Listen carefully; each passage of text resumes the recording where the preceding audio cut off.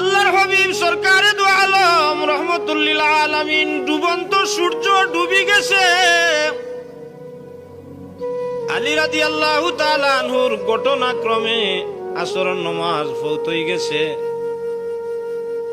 নবী আলী রাদিয়াল্লাহু তাআলা আনহুর উরুর মাঝে ঘুমাইছেন, কিন্তু আসরের নামাজ পড়ছেন না। এখন নবীরে ডাকলে কষ্ট হইব, যার কারণে নবীরে ডাকতা আনি না, আসরের নামাজ পড়তা। একবার সূর্যর বাইদি চাইন আর একবার নবীর চেহারার বাইদি চাইন, মায়া লাগে। নবীরে ডাকইন না, এমন অবস্থায় সূর্য ডুবি যায়। আলী রাদিয়াল্লাহু তাআলা আনহু ওজোর দ্বারা কান্না শুরু করছেন। চক্ষুর পানি নবীর চেহারার মাঝে যখন পড়ছে,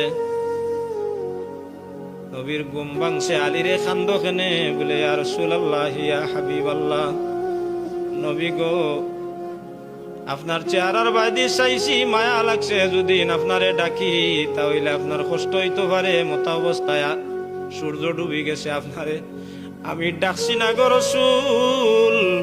আমার জীবনে কোনোদিন নমাজ কজা হইছে না। মাটি থড়িয়া গড়াগড়ি দেওয়া আরম্ভ করছেন আমার নবী।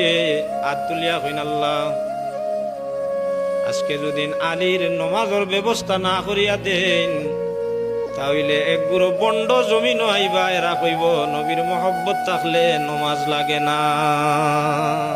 এটা কইন তো এখনো কইলে, আল্লাহ আমার আলীর নমাজের ব্যবস্থা করিয়া দেউকা।